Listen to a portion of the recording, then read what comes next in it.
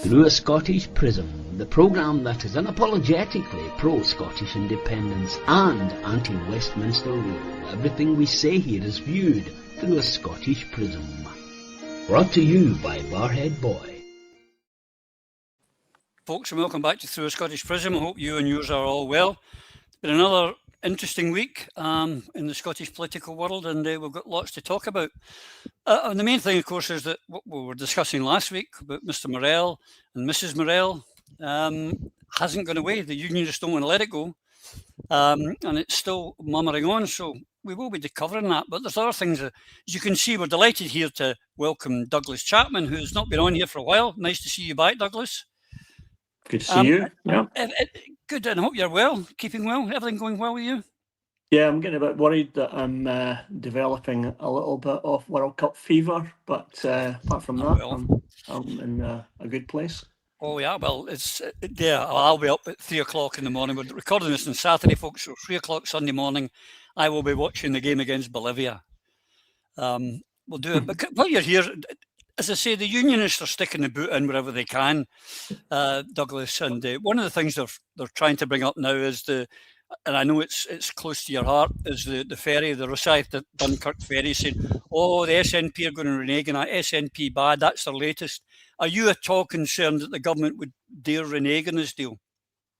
Absolutely not. If they've given a manifesto commitment, then I'm sure they'll follow through on that 100%. But it's been a long, arduous battle to get to where the whole project is at the moment. And if the UK government have said they'll put money into it, and the Scottish government have said they'll put money into it, then they just need to go on with it. And every day post-Brexit has been a disaster for Scotland in terms of our exports and, attracting more people to the country for tourism and hospitality. So the quicker we can get on with developing these direct routes into Europe, then I think that's a good thing for the Scottish economy and, in general, good for the future of Scotland, because we want to be connected into Europe and have our export markets there back to where they were when we were in the EU, or if we so choose, for members of EFTA, for example, then that as well as a good route back into Europe. But we need the infrastructure there and the investment in the infrastructure to actually make it all happen. So fingers crossed that it's not just a line in the manifesto that gets forgotten about within a few weeks, but I'm sure people like Stephen Flynn and so on will push that, and I'm hopeful that we'll see a ferry up and down the Forth in the near future. Yep, and hopefully the first of many. Because I mean, what our Irish friends, what have they got? About 30 or 40 routes they've got now. Yeah, well, I think once you get one, it's a bit easier to try and create a hub. And from the port's point of view, then it becomes a bit more of a no-brainer. You're keeping the port busy 24/7, as opposed to the odd ship that might come into Rosyth or Leith, or if we do anything on the west coast as well, then that would be great. Or Aberdeen is a very adventurous port at the moment as well. So there's lots of opportunities that could stem from that. Yeah. Look forward to that, and probably with you and Alf back to talk about that as a standalone programme one time soon. But Phil, as I said at the beginning of the week, the story that won't go away, and it's on everyone's lips, and they're talking about Westminster inquiries, judge-led inquiries, everything. And the First Minister and the SNP had a bad week, and he didn't help himself. Why was he allowed to sign off his own expenses in the first place? I think what has been demonstrated here is that there has not been, in every respect, adequate controls in place at that particular moment. So that was a failure of leadership? The systems that were in place should not have been able to be abused, but they were about that. Last week you said that the systems didn't fail, the systems were bypassed. But today the narrative seemed to contradict that, and you seem to have accepted that today. Do you accept that statement you gave last week was, no, misguided? No, I don't. And don't put words in my mouth, Mark. Don't do that. Okay, I'm engaging in this in an open fashion. Don't put words in my mouth. I'm sure that's verbatim what you said last week, Don't Minister. put words in my mouth. What's failed here is Peter Murrell's conduct. That's what's failed. That's what's going wrong here, is that money has been used inappropriately. That's what's failed here. It's not. That's what's triggered all this. That's what it's all about. It's not that the systems failed.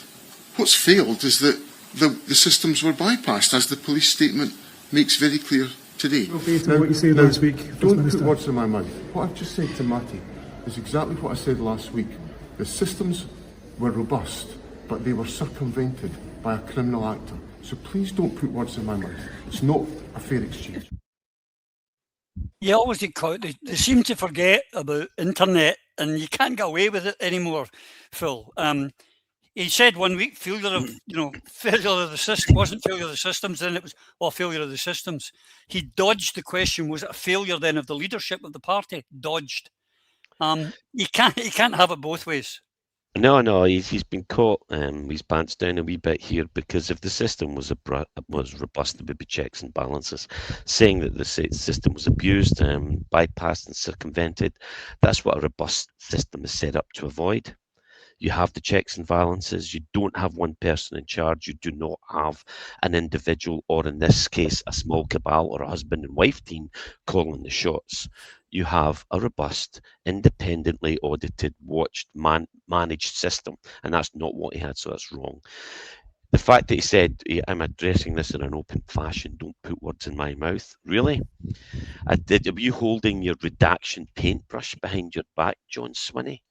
Because that's exactly what you did in your collusion, in my belief, in the Salmon the case. So John Swinney is not to be trusted. This situation, however, it really does sadden us. We talked last week about how angry and sad we were to be right all the time about what's happening with the SNP and the leadership, and it's tragic to see, because the unionist press are all over this, and it's enough. You notice how very carefully they do enough to damage the SNP but not sink them, as that would be an error on the part of the British state. The British unions that generally bay for the blood of the SNP think they want to destroy the SNP, but the British state's much smarter. Given what's at stake, i.e. the richest part of Britain becoming independent, us, the establishment intends to keep the SNP leadership on a very firm leash.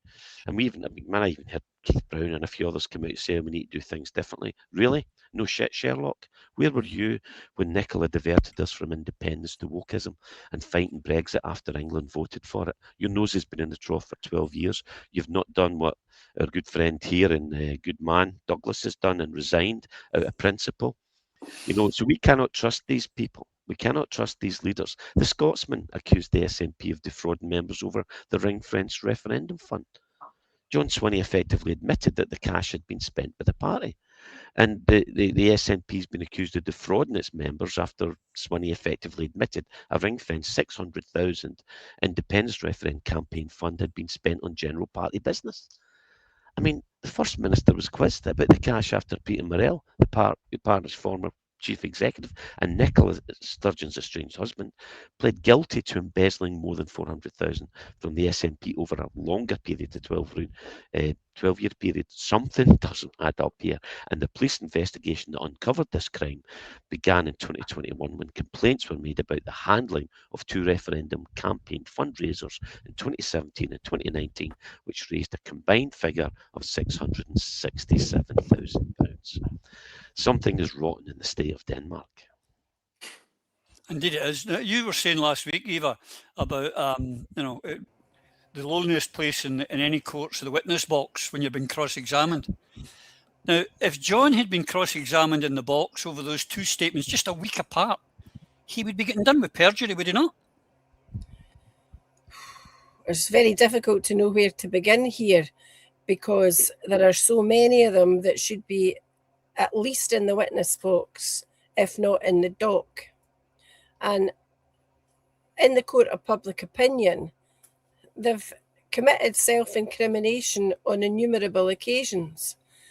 So the positions of John Swinney and very many around him are absolutely untenable. And the longer that they remain in position, and everybody knows who I'm talking about, the longer this issue is going to run and run and run. And all it does is give ammunition to those who would do down the independence movement, because they wrongly connect the current SNP leadership with the drive for independence. So what's that saying? Martin Luther King used to quote it all the time. The arc of the moral universe is long, but it bends towards justice. Scotland needs justice. The independence movement needs justice. The people demand justice. And I think it was Alec Neil during the week who joined the calls for an inquiry. The worst possible thing that John Swinney could do is to continue to deny that an inquiry is necessary or justified.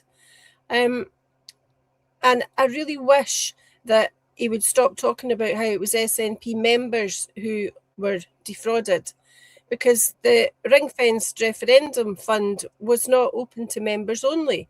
It was open to non-members, and very many non-members contributed.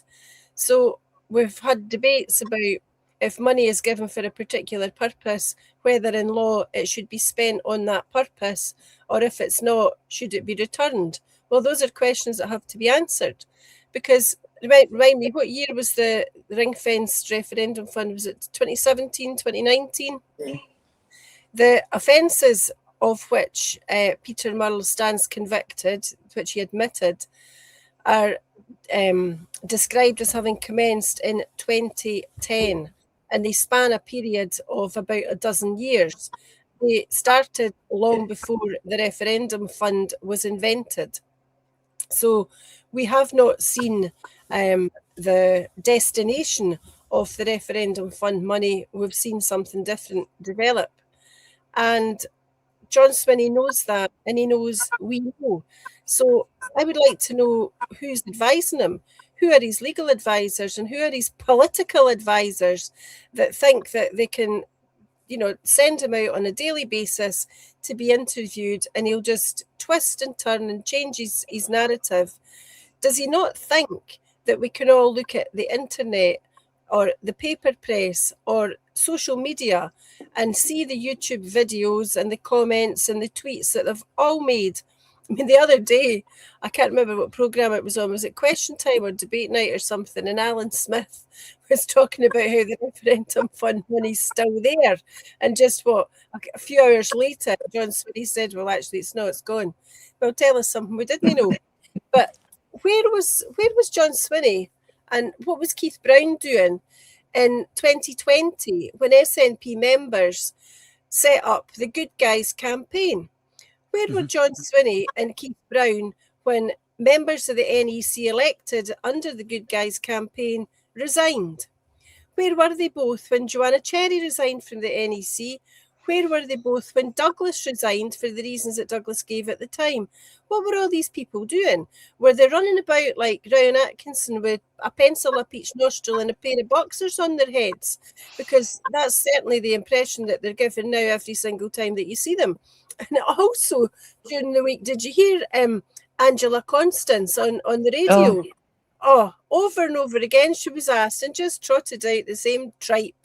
I'm looking forward, though, to hearing from the likes of Stephen Flynn, Mary McCallan, Jenny Gilruth.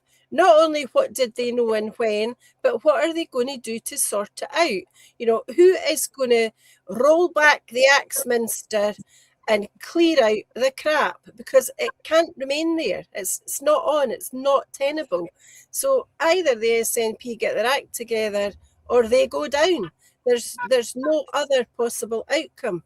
And if I just conclude by saying this, it is death by 1,000 cuts watching this, or is it death by 600,000 cuts or 1 million cuts? But that is what will happen unless John Swinney presses the button and there's a proper inquiry into all of this. Yeah. That's the thing, Douglas, has been alluded. You stood by your principles and you resigned. Others are suddenly, as we've alluded, have suddenly come out with this is what's wrong. I could see it, and it didn't. Well, why weren't they saying it at the time? And now it looks very possible. This is Tommy Shepherd, who was suddenly knew all these things but didn't come out at the time and say a word. But if we don't have an inquiry with the SNP set up, surely what's going to happen is the Scottish Affairs Committee down in Westminster will, and they will not be kind. Douglas. Yeah, I'm maybe not in the same place as others on this because I just feel if it's a parliamentary committee, then you're maybe not going to get the I think it's going to turn into some sort of political bloodbath rather than actually getting to the facts. Do we really want a parliamentary inquiry chaired by Andrew Bowie or Alec Cole-Hamilton or Murdo Fraser or Stephen Kerr? So I'm just wondering, in terms of looking through the wrong end of the telescope on this, whether the question needs to be asked is, what would that inquiry hope to achieve? I heard somebody saying the other day that if John Swinney was to, for example, say we're going to have a complete audit of the SNP's accounts over the last 5-10 years, then that allows them then to say, we are taking this seriously and looking at it. And I know that changes have been made in the way that the party is managed. But I think going back and thinking about it, I mean, I stood for, as part of the Good Guys campaign, stood for election to National Treasurer way back in 2020. And the day before the vote was about to take place, John Swinney said, I've got the quote here, and it's a quote on Twitter at that time. Delighted to vote for Colin Beattie as the SNP's National Treasurer. His hard work and sound stewardship of our finances have made our campaign successes possible. 28th of November 2020. So, I mean, I was absolutely delighted to win as National Treasurer, but there was even at that point, was a circling off the wagons because they knew that, I believe they knew anyway, that all was not well with the way that finances were operating. But if you look at what's happened the other day, John Swinney said that there weren't adequate controls to stop moral thieving, and the systems in place should have been able to not been abused the way they were by Peter Murrell. So over that period, with 16 years of Colin Beattie being the treasurer, then when there was a change of regime and I appointed the three attack dogs, as it were, onto the audit committee, all the wrongdoing seemed to come to a halt at that point. And obviously it came to a complete halt when the police started to investigate. So I'm not 100% sure what a parliamentary inquiry would achieve. I don't think that would be very good for the SNP. But my main concern as well is what impact is all this having on the independence movement, on the independence campaign, and does it actually detract from people's confidence in our future as an independent nation? Because all this says, if you can't run your own party, then how on earth are you going to run the country? And it's that kind of ongoing comment that I think is going to make things more difficult, and why we need to step up the rhetoric that we have, the positive case for independence for Scotland, and making sure that the people realise that this is a passing thing. But the main thing is that we keep the independence movement on track and find other ways to actually get to the stage where we can have an independent country in charge of our own affairs. Absolutely, 100%. And that's why I'm saying the last thing we want, Terry, is Westminster turning it into a bloodbath and just sticking the boot in. Although I wonder if, I actually think that because of the way they've gone for years, SNP bad, when SNP actually were bad, it's actually not having the effect it should have. They're actually, because they've been so, the boy that cried wolf. But the last thing we want is an external people looking at something that should be an internal matter. Yeah. The first thing I have to say is that John Swinney, don't put words in my mouth. Don't put words in my mouth. Don't put words in my mouth. Somebody better start putting some words in his mouth, because the man is blustering away there. There's nothing robust about John Swinney, the same way as there's nothing robust about their system. They need to get their act together. John Swinney is a bit, strikes me as being as if he's sort of on the brink of dementia. Seriously, there's that sort of not sure what he's doing and what have you. A bit like me sometimes. But yes, very much like me. Oh, I don't know what I'm doing. But Westminster. God, what can we say about Westminster? Westminster like SNP to be useless and what have you. That is a great thing. Instead of being SNP bad, which could be quite, bad boy, useless is better, and that's what they want. They want us to be absolutely useless. But my big problem with the SNP and independence is that people conflate the two.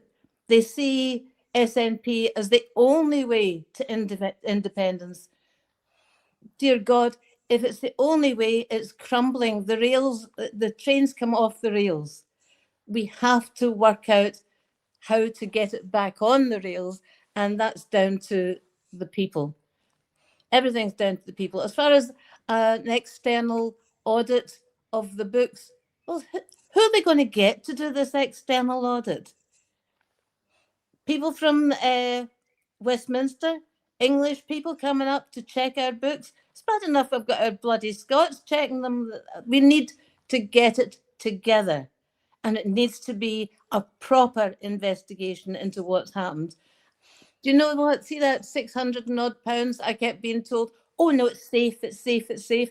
I kept saying, he said last week that they spent £1 million on this election. He said it before he ever said, don't put words in my mouth. He said that. And the bit that gets me about that one is we saw all those leaflets coming through our door, 10, 11 leaflets from the SNP about their candidates, plus all the ones that they had people out poking through doors. They spent a fortune and they got nothing because they had the wrong attitude and the wrong plan. SNP 1 and 2 is a nonsense. SNP 1 and Greens is an abomination in my book. That's it. So, yes, external, no, but a robust one, yes. Let's examine it. I think it's worse than SNP useless is what they could use as SNP dishonest is the problem there. And Phil, I mean, what we need is a bit of mea culpa. And, the public can forgive it in any walk of life. If you do, we got it wrong, we screwed up, but here's what we're doing, bump, bump, bump, going forward. But someone who will not take any responsibility for anything was this week playing the victim. She's not responsible for Peter Murrell's crimes. No, well, you're not responsible for his crimes as such, but you were the leader of the party. You were his boss. You knew the income. You knew that the members had been, complaining and asking questions, and you were the one who shut it down. So you are responsible, Mrs. Morell. She most certainly is. And I loved and hated at the same time the clip of Nicola's answers when she was questioned about this. It wasn't me, no comment. I don't recall. Couldn't comment. No comment. That's not how I remember things. No comment. Because it confirmed yet again that what we already believed was indeed true. That being that the leadership of the SNP were in the clutches of the British establishment, who have dirt on all of them. And just if you doubt that for 1 minute, just remember when the IRA were the biggest threat to the Union. That biggest threat, when the IRA was there, MI5, MI6, 77th Brigade, others, specialists infiltrated the IRA. And if you don't believe that they did that, read the many books on this subject. It's water under the bridge now, like The Intelligence War Against the IRA by Thomas Leary, The Agents of Influence by Aaron Edwards, etc., etc. And Nicola Sturgeon, John Swinney, Angus Robertson, all the leadership group are on the establishment's hook, and they will not be let go, because that's how real politics work. And perfidious Albion, wherever thus playing this game, you get dirt on someone, you keep them on the hook to ensure you control what they do, what they say, and you make sure that the biggest risk to the Union, which is currently Scottish independence, taking on 96.5% of the oil, or 65% of the gas, or 90% of fresh water, or 66% of fish by landings, or 1/3 of the land area, or 2/3 of the sea area out of the UK. The cash cow wanders off and leaves the field. That's the last thing they want. And this is what they do to make sure they want, as I said before, they want to wound the SNP and thereby the independence movement. And something Terry mentioned earlier, we've been talking about for quite a bit, the vast majority of people who believe in Scottish independence want to vote for independence. And we'll talk about the poll that came out recently. But a big one for me is that these people do believe, as Terry said earlier, the SNP is the only route. It is not, because the SNP leadership have been captured, and we can see that with the gap between the independence vote, which is climbing, and the actual support of SNP. We need to change that, and the only way is to remove the leadership of the SNP and those who stand in the way of progress for our people and our country. On this, Eva, there's two things that are really happening. We know on the plea bargain that came out this week as well, we didn't know last week, there were certain items dropped, and they were all like hair dryers, perfumes, female items that he agreed to the plea deal, providing all those were taken out. Well, now, we can sound like conspiracy theories, but it was obviously to take the spotlight away that she shared in the proceeds of crime.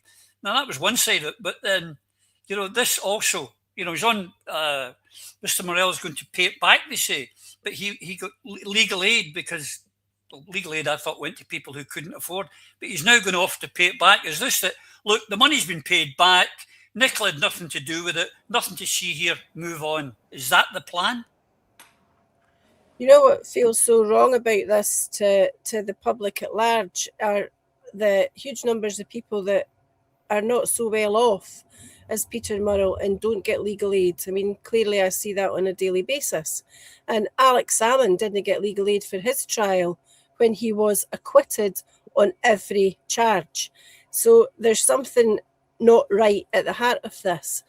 But when you apply for legal aid, for criminal legal aid, for solemn procedure, your assets are taken into account. So they look at your income, they look at your capital.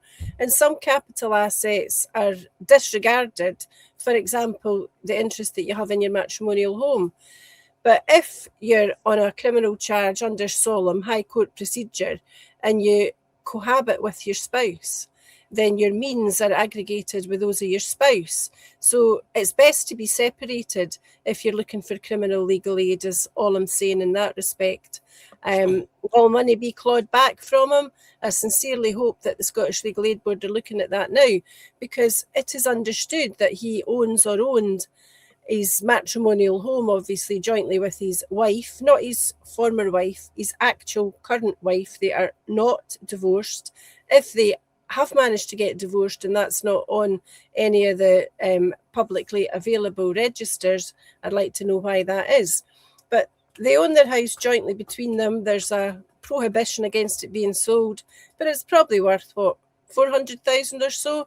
He's got hundreds of thousands of pounds worth of pension, which to an extent will have been able to be realised before he was prosecuted, because as you know, you can draw down pension money in your mid-50s.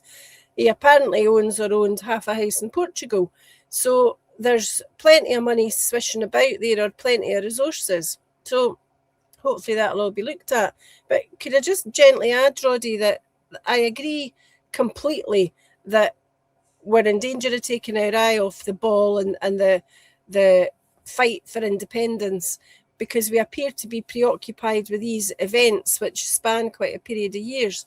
But it's important that this gets resolved, because it's a murky chapter, and it is able to be manipulated by those who don't support independence and used against us as a movement. But I'm sitting here, obviously, in the motorhome. We go away in it many weekends, and we've really enjoyed travelling around Scotland. We actually got the motorhome in 2011, but during that time, we've travelled to Europe several times, thoroughly enjoyed it, but obviously had to go via Dover and return sometimes to Hull, sometimes to Dover. And I would give my eye teeth to be able to drive on a ferry in Scotland and come out the other end on mainland Europe. There is no good reason for that ferry route not to be reinstated and reinstated forthwith.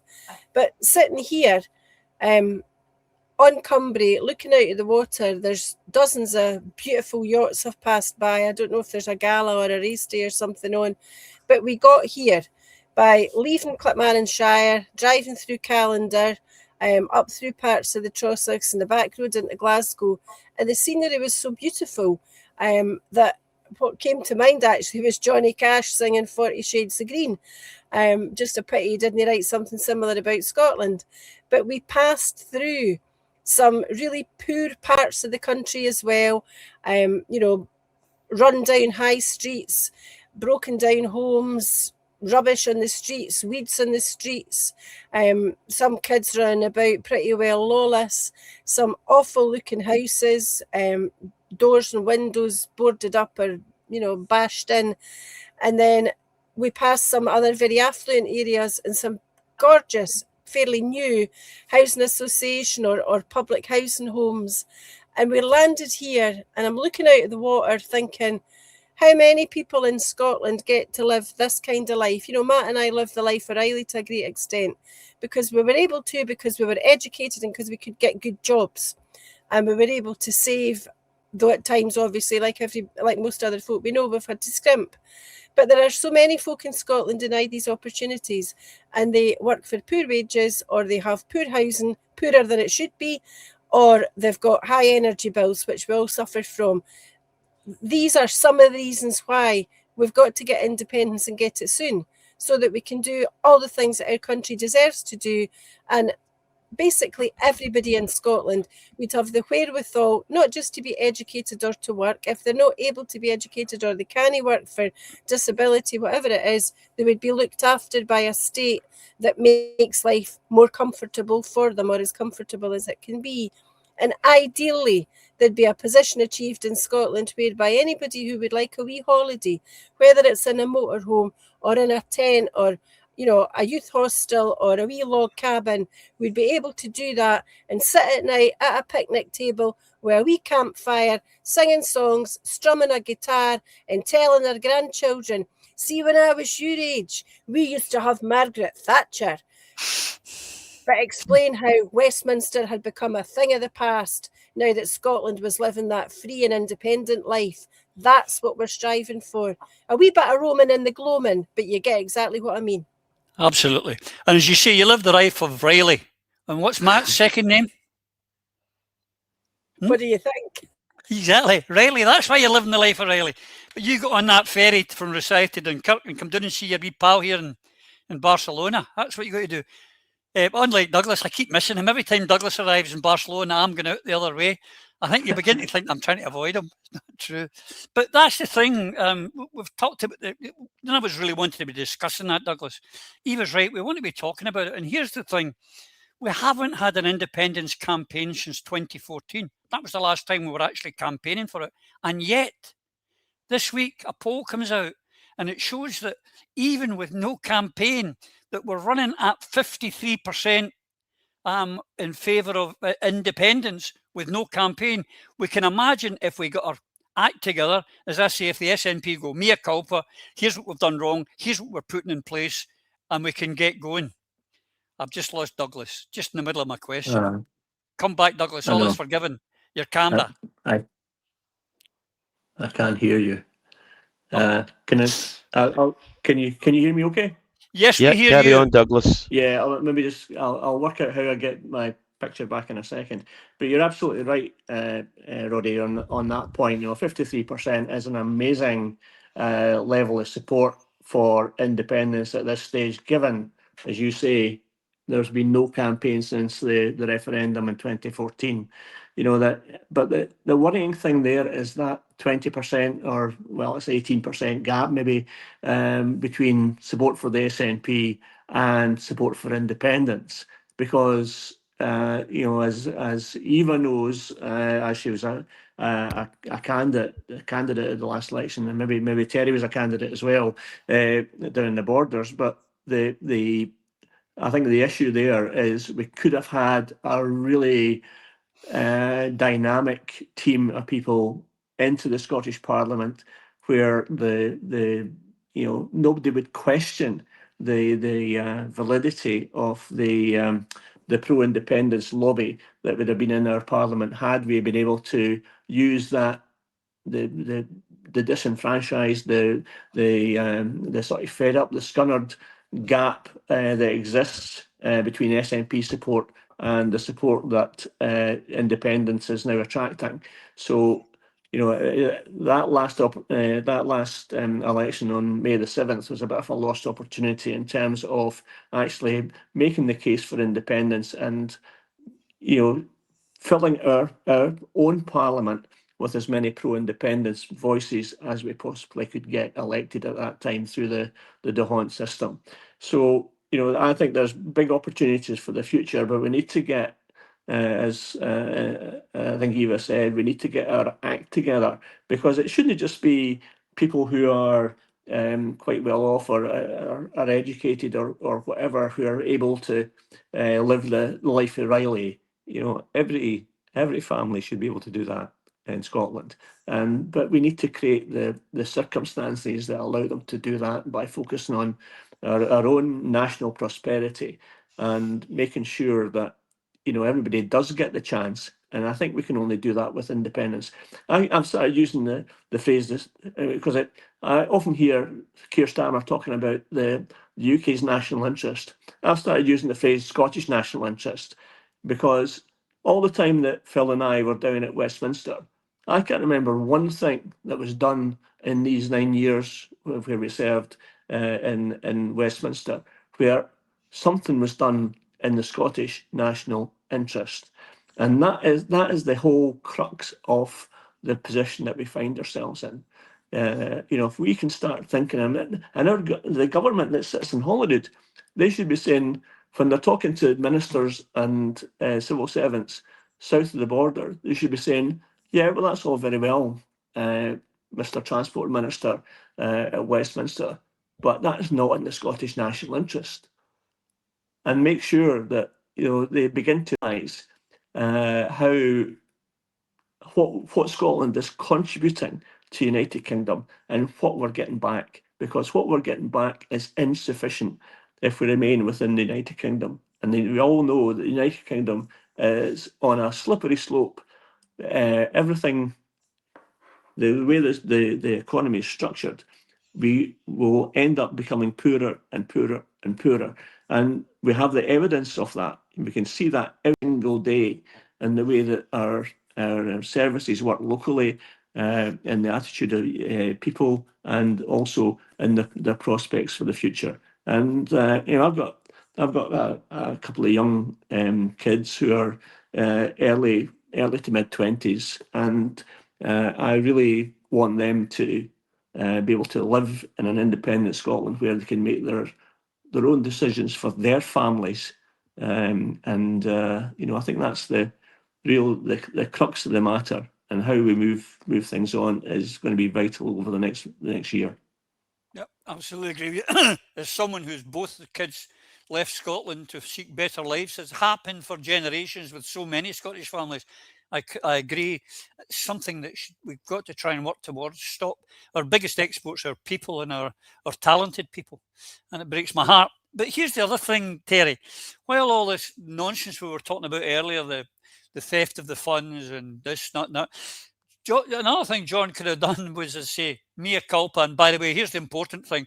Here's our plan B for the refusal to accept the Scottish Parliament's motion to have a Section 30 devolved. He should have come up with his plan B. That would be, apart from anything else, it would have made good politics to take the sting away from what was happening to them. But the reason, are they enjoying that they're getting this sting because they don't have to talk about a plan B? They don't have to talk about a plan B because they don't have a plan B. They've never had a plan B. They've never had a secret plan. They have no plan. Their plan is to sit there and get their wages and just do what they're told. That is their plan. But the thing is, we are actually making inroads. I know that we didn't do that. We didn't get any seats or anything like that. And Reform got 17 seats. Great for Reform. So I looked at their figures. Reform were founded on the January the 4th, 2021, and they stood in the Scottish elections that year, and they polled just round about 5,000 votes, or just over 5,000 votes for the whole of Scotland. Now that wasn't very good, was it? We were formed at the end of February, less time than Reform had, and we polled just under 20,000 votes. That's a hell of a bloody difference, is it not? In real terms. Now, if they managed to get from 5,000 votes to 17 seats in that short time, what could we do with the people who actually want independence? They're out there. There's hundreds upon hundreds upon hundreds of thousands of us out there wanting independence. We want that same thrill and joy that we had in 2014. Think about it, 2014, it was one of the most wonderful years of my life, with people everywhere desperate for independence, and we were all baffled as to why we didn't get it. Personally, I think it was pokled, but then again, that's always my approach to everything. They cheated us, that's it, full stop. Swines. Yeah. But yeah, well, I think we'll find Mr. Boswell agrees with you on that, and I'm not far behind. I've got to say myself, and a bit of pockling went on. But maybe if we can get the BBC to give us the same coverage that Farage got, you never know.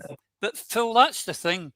We should be, John should have been coming out swinging after we get knocked back at 12 minutes into the motion passing at Holyrood, and say, okay, here's the plan B, here's the plan C, D, E, F, G, H. But they're not. It seems as if they're quite happy to be talking about this and not talking about what we need, which is independence. I mean, that's absolutely true. I mean, and just get back to that poll and the gap. I mean, the gap grows as we, the people, become more and more aware of the SNP leadership betrayal of the Scottish people. And I'm talking about the gap that Douglas mentioned earlier, about 18. It swithers between that and over 20% between those wanting independence and those voting for SNP. Why, if you want independence, does like almost a fifth of the population not vote SNP? Because a fifth of us have figured it out. And with a 53%, with no campaign in 12 years, no campaign, we're sitting at 53%. We should. Alex took us to this poll starting at 28%, and we got up over 51%, 52% a week or two before the vote, and then the vow and various other issues. Everything we fought, we almost won. It was valiant, and I still think we were cheated as well in the postal votes. But there you go. Let's see. But the recent poll that came out indicates a significant majority of Scots favouring independence, with 53% expressing support for that idea. And the trend is particularly pronounced amongst younger demographics, which was the case in the 24 independence referendum. So 61% of Scots aged 16 to 29 voted in favour of independence. And the poll suggests that the sentiment of Scots is overwhelmingly in favour of remaining part of the UK, with only a small percentage expressed a desire to separate from it. This shift in public opinion is a notable change from the previous referendum held in 2014, where the majority just voted against independence. So the ongoing discussion and polls reflect the ongoing interest and debate surrounding the independence of Scotland when there has not been a campaign. So the only way to defeat this, and we've talked about it, we've touched on it several times, is to unite. They want to divide us. This is what they're using, all of this drama, all of this issue. Eva's right, we should put it to bed and close it and move on. But I plead with everybody, all of those who fought for independence, and congratulations to everybody who fought hard. Alliance to Liberate, we got as many votes as pretty much all the rest of the tiny independent minnows put together. But leave your egos behind, folk. And who cares? Unify and get going on the road that we need to travel together. Please look pragmatically at the recent Hollywood election results and recognise that we're all in our own social media bubbles. Like it or lump it, and do not unify when we criticise each other and fight each other. So we need to stop that pettiness. The poll that was privately commissioned and not talked about, we've talked about it on here, and introduced to pollsters that there was another alternative party in the running that would reduce unionist MSP numbers if the people voted for example, SNP 1 and Alliance to Liberate Scotland 2. The fact that that party existed was unknown to the majority of voters, because we get just less than 1%. If, as per this poll, people knew about Alliance to Liberate Scotland, that would result in a between 7 and 8% voting intentions for Alliance to Liberate Scotland on the list, which would have won us seats and kept dozens of unionists out. And that's the whole point, and that's the lie that the SNP have been tolling since Nicola came in. SNP 1 and 2, it's the wrong way. It's why Alex invented Alapa. It's why he's right, and why we need to unify behind a unifying independence cause. All the independents who fought hard and won nothing, except a slightly perhaps increased profile, need a reality check. We need to be honest with ourselves and our friends, and even the people you don't like within the independence movement. There has to be only two parties, truly independent and unifying, to free our nation. You have to see we need to unite, and we will free our people and start building the kind of Scotland we deserve. On that Holyrood election, Eva, you stood against Keith Brown, and he was banging the drum about both votes SNP, and you know, John's great plan to get a section 30 was the only way forward. You sent me this actually, but here it is. Here's Keith from 2024. Where, Mrs. But that's not what they were saying, because they were putting party before nation, and that's the problem. And as Phil's alluded to, we need unity, and we need unity of purpose. I sat beside Keith Brown at some hustings, and it was very difficult when he was trying to sell the both votes SNP mantra to keep my mouth shut, and when I replied to him to not curse. I think the look in my face was probably a bit like, remember Ricky Fulton in Super Cop, and he's interviewing Taggart, not understanding that it's his boss, and he explains to him what he does, and he goes, "No, away," and that's what it felt like. And it's felt like that recently with all these different SNP leaders or wannabe leaders talking about how Westminster just cannot possibly refuse. It's very annoying. It's also entirely futile, because can you imagine the carry on if John Swinney went to Keir Starmer just now and asked for consent to a Section 30 and another referendum? I mean, he'd probably say yes. And the campaign would be hellish if it was run by the SNP, but that's probably a different argument. Where are we going to go from here? Everybody's talking about unity, and I'm sitting here with that book behind me, fantastic book. If you've not got it, please read it. Joanna's Keeping the Dream Alive, and I've not asked her personally why she called it that, but I think we can work it out. Up the back behind me is Alex's book, and in front of me is one of the many Jim Sillars books. That one's In Place of Failure, but he's also got, Scotland, the renewed case for optimism. The Yes United events have been fantastic. Phil spoke at the one in Glasgow. I'm looking forward to more of those. And there are a lot of good people and a lot of very worthwhile organisations doing much hard work, Douglas included. And we know that there are people in the campaign that are desperate to see a united, in essence, reborn Yes campaign, and very, very keen to see an independence convention. But that convention has now, it's not been promised, I would say it's been threatened for at least 6 years. I think it was January 20 that Nicola Sturgeon first announced that it would be. Well, it's been a very, very long time coming because it's still no here. We see there was talk about unity between the Sinn Féin and the Irish Unity Movement, Plaid Cymru and the SNP. I've spoken about that before and how fantastic it would be. But go back to what Angus Brendan McNeill said when he was on. There's not actually any need for that because we've already got a majority for independence and we're supposed to have a majority of independence supporting MSPs in Holyrood now, who, if they wanted, could collapse the Parliament and hold, in essence, a de facto referendum, a plebiscite. The answer is at John Swinney's fingertips, and it will be for every day in the next 5 years. With one stroke of the pen, he could do it.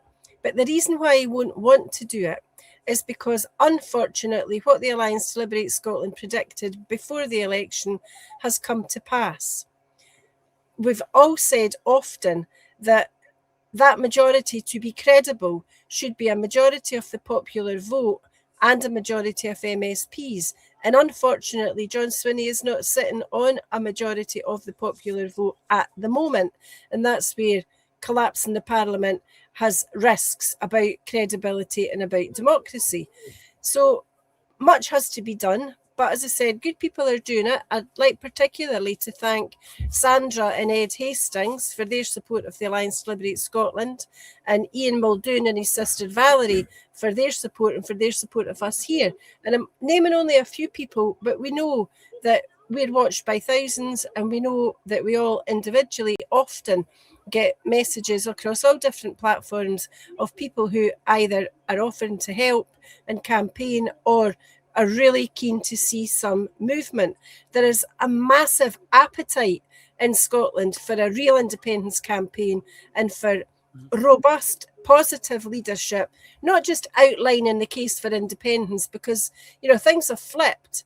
We now talk about the cost of the union, and Scotland can't afford the cost of remaining in the union, not just for economic reasons, but for obvious individual personal reasons too. But that unity needs the biggest party to come on board. So the ideal position would be the SNP's problems are sorted out by some sort of investigation or inquiry that's not parliamentary inquiry for all the reasons that Douglas set out so well, but is done by probably a KC or a team of KCs, something along those lines. Get that underway so that the general public see it's being done. It'll report in due course. It'll have all the powers necessary to get to the root of whatever needs to be got to. It'll have a sensible remit. But while that's getting done, we don't need to wait for the outcome to have the united campaign, have the convention, and speak seriously to the likes of Angus Brendan about how do we get from A to Z, and use every trick in the book, because let's face it, that's what the unionists do, and that's why we're in politics. Not to talk forever more about what might have been, but to make it happen. Yeah, but that's the thing, Douglas. That's if the SNP are not for independence, then what's the point? We need unity, and it has to be led by the SNP. Absolutely. I spent some time, as I said before, at Westminster and listening to people like Stephen Flynn, who was the last leader when I was down there. And Stephen had a really good line that we had all the energy but none of the power. And I think we should be trying to twist Stephen's words round the other way, because he's now a cabinet secretary, so he now has the power. But does he have the energy to actually put his shoulder to the wheel for independence? Now, I'm sure he would say he does, but we need to see that happening every single day, not to play the devolutionary game, but to actually get out there and make sure that the people of Scotland know what they're missing out on by not being independent, and obviously trying to create the vision of the kind of country that many of us would want to live in. And even, there was a criticism earlier, Margaret Thatcher, which is, we all lived through, I think everybody on the call lived through these years. But I think as well, we need to think about how do we bring on board the people who are at the moment unionists because they think that Scotland would be worse off because of independence, and create the arguments that actually attract these people to the table as well, because we need that level of unity across the society, not just the political classes. I think it's going to be quite a hard job to do, but it's doable, and we should be working towards that end. I really love what the Alliance to Liberate Scotland are doing. I think it was the right thing to do in that last election, and use the D'Hondt system to actually, some would say, game the system. But remember, the unionists have been gaming the system for the last 320 years. So I think it's maybe we're allowed a wee kick at that particular ball to gain our independence. But I'd also like to say that, and I'm going to use a quote from Peter Murrell here, who used it in a different context, but there are other groups. I mean, the people who are not the Alliance to Liberate Scotland, but Liberation Scotland, are also working really hard to take the case to the United Nations of Scotland being a colony. And we really need to get behind all these different diverse groups, or the SNP need to start getting behind them, because as Murrell would say, that we need the Unionists and the British government fighting on as many fronts as we possibly can.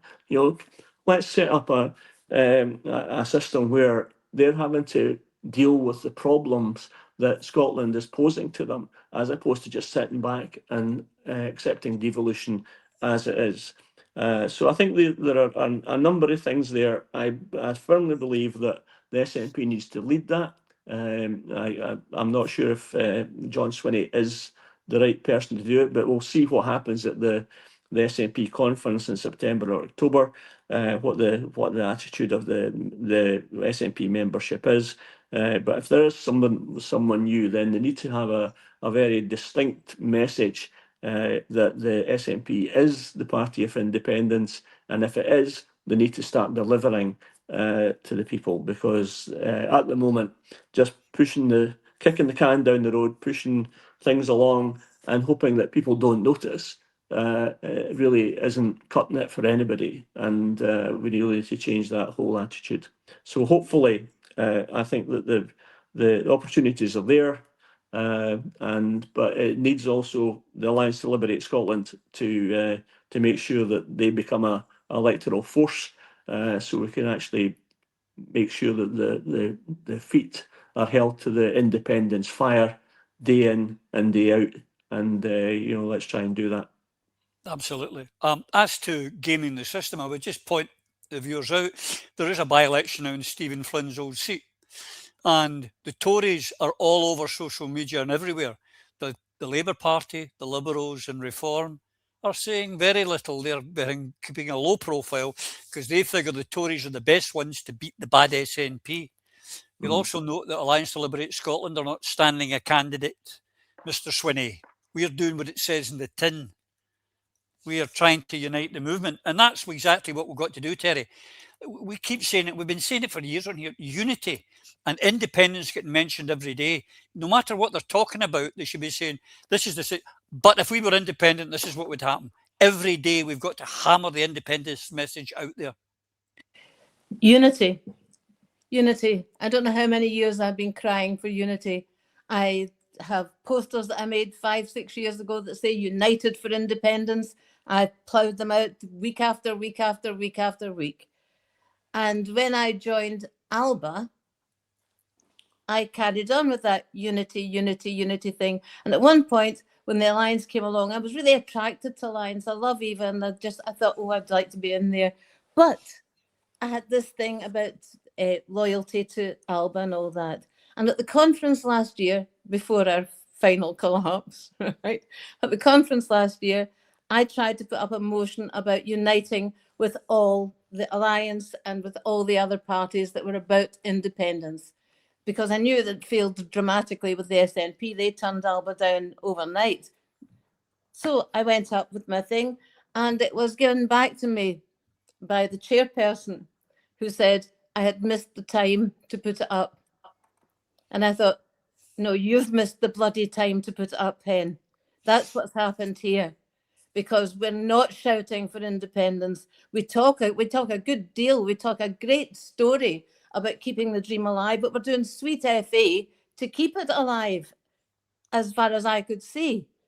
And now, when I joined the Alliance, I was so happy to join the Alliance, because the name itself says unity to me. The Alliance, you are united in an alliance. But the power of unity isn't within political parties, it's with the people of Scotland.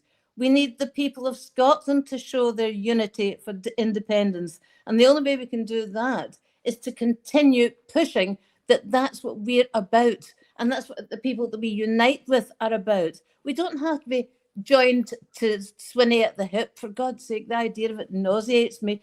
We cannot do that. It won't work. They won't have it. They don't want it. They'll keep them away. They're going to push us to independence. We'd have to do something and think and actually get independence. No, keep those alliance people at the back of the door. Let's get to the front of the door. Let's get to the front of the door and make everybody want independence. Everybody, not just 53%. Let's get the whole of Scotland going. The way it was in 2014, it felt as if the entire country was alive with the excitement of the idea of independence. We need to engender that again, because at the moment it's an abstract thought. When we're independent, let's actually create things that they can see would actually happen if we were independent. That's where lots of people fell down. They said, oh, what are you going to do when you're independent about the money? What are you going to do about this? What are you going to do about that? And we didn't have the answers. We need to work out what the answers are. Because if we don't have the answers, how can we persuade anybody? Oh, it's just an idea. We have to make it seem like a concrete fact, and we're going for it. And also, we need to get our membership out there. We need people to know that we're here. So let's start campaigning for that as well. Well said. Well said. The clock is beating us as always. It's racing on. But I want to cover. We try on here, Phil, as you know, to say this is why we should have independence. This is what's going wrong. This is what we could do. And here's a classic example. And you know, Eva's still, like so many in Scotland, raging about Grangemouth. There's no money to help out, but we've seen certain things. But here again, down in Bedfordshire. The UK government is going to spend 1.3 billion for a theme park for Universal Studios for down there in the southeast of England again. They can find money for that, but they couldn't find money to change Grangemouth. They couldn't allow the Chinese wind farm manufacturers to open in Ardis here. They can't afford to do all these things that we need in Scotland or in Wales or in Northern Ireland, but there's always money to be found for the Mother England. And that's the thing. We should understand there's a scorched earth policy going on, and we need to get out, because we're just an afterthought. Correct. It's just yet another example. Bathgate no more, Linwood no more. It goes on, and it will never end until we end it. And we end that by taking the power, just as Douglas said earlier, you know, the energy of the power. One thing I disagree though, with Stephen Flynn, Douglas, is that I don't think Stephen has the power. He's a cabinet secretary in Scotland, and like all the others, in what is effectively the Scottish executive, because Alex changed it to the Scottish Parliament, Scottish government, very cleverly, and created a competent, capable government to show that we could run our own affairs. That has backfired now since Nicola was handed the golden keys to an independent Scotland and promptly sold them. Independence needs to be the priority, not doubling your money by becoming a cabinet secretary, not grandiose statements and standing up and talking about what could or should be done or what we would do if we had the real power, but we don't, because devolution is killing us. The union is killing us. And the other thing that I agree with everybody is the Yes groups. That Yes United and Independence Forum Scotland event was marvellous. There were Yes groups there. We were there. Alliance to Liberate Scotland were there. Salvo, we all talked about Salvo, SSRG, Energy Scotland made massive contributions, Scottish Currency Group, and Jim Sillars was magnificent. And this is the kind of event that we should all be supporting and rallying around together and get everybody in. All the independentistas, all the little groups that have been flying their own little flags and failing, like ISP, they've tried hard, but they really need to unite with everybody else. We need to unite as one group, and for me, come under this kind of event where you see the other people's ideas. We need to put our pride to one side and do what's best for the people of Scotland. And that's the problem I've got with Stephen Flynn, and it's why we'll continue to lack investment, we'll continue to be asset stripped, and we will continue to be second-class citizens in this union of unequals unless we unite and put this to bed once and for all. Yeah, the problem is, Eva, the people are scunnered.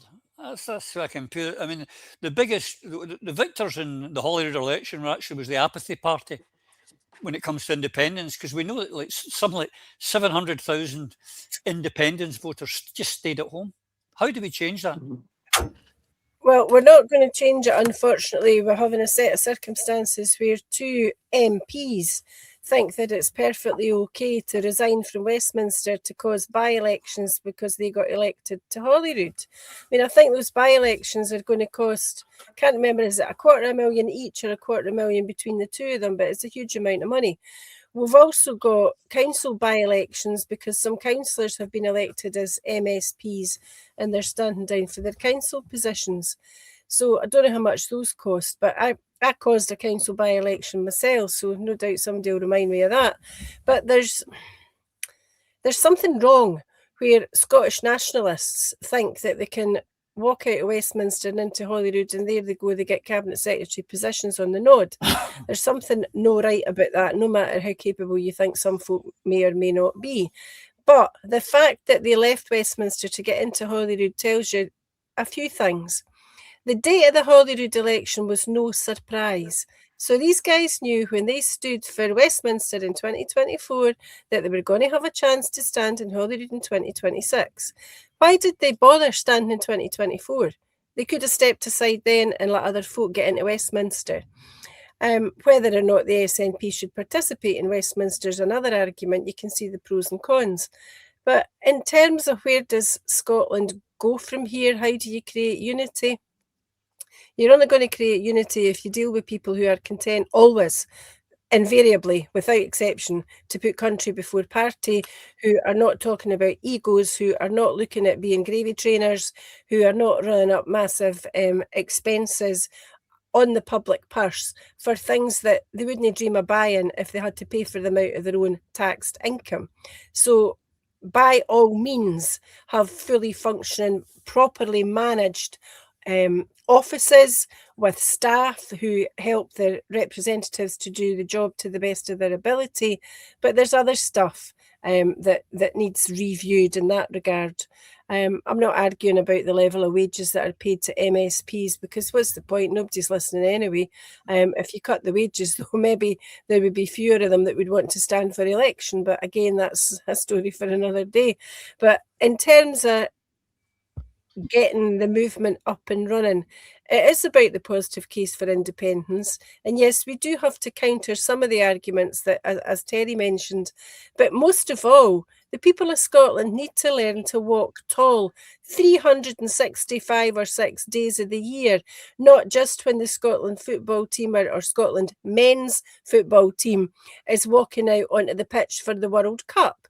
We should be not proud to be Scottish in the sense that we're any better than anybody else, but we should know that we're equals with everybody else. And that's what independence, self-determination gives. It brings self-respect to the entire country.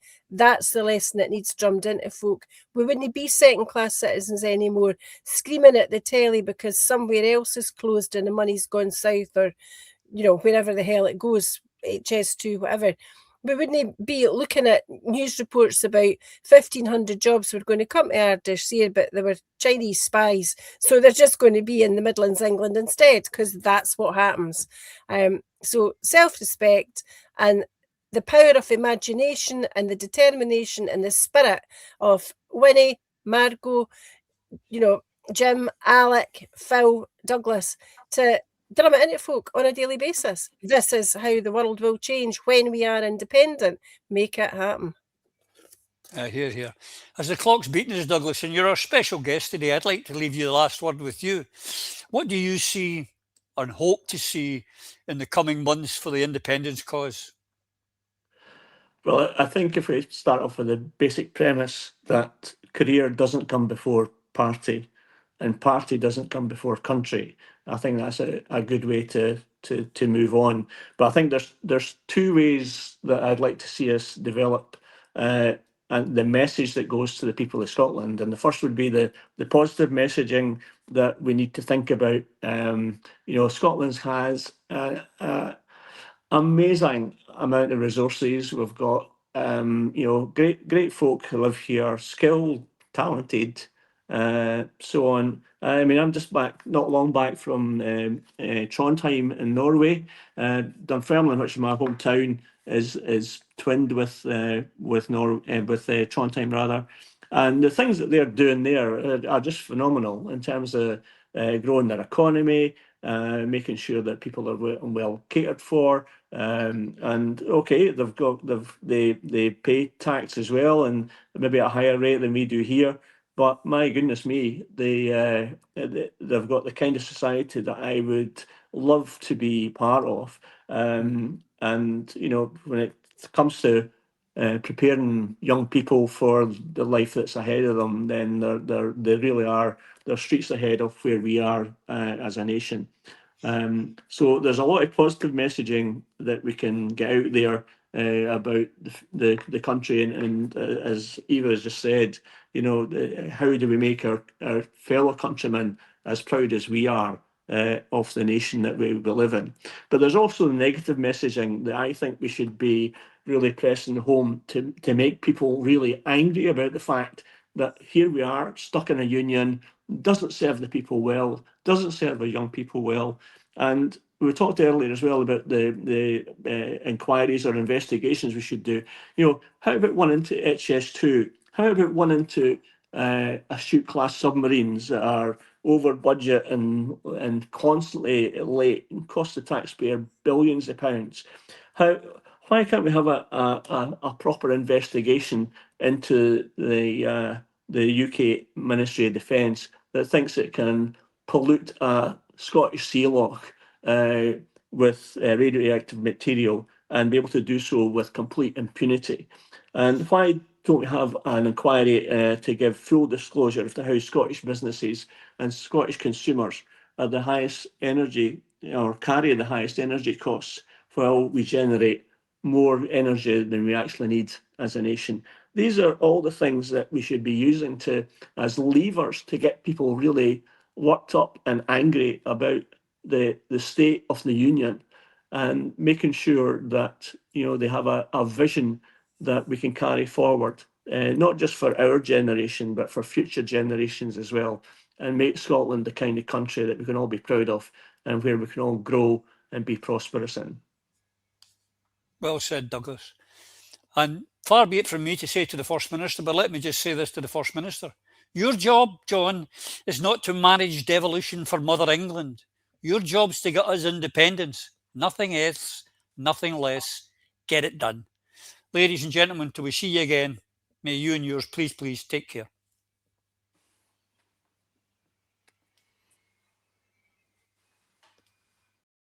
Through a Scottish Prism, the programme that is unapologetically pro-Scottish independence and anti-Westminster rule. Everything we say here is viewed through a Scottish prism. Brought to you by Barhead Boy.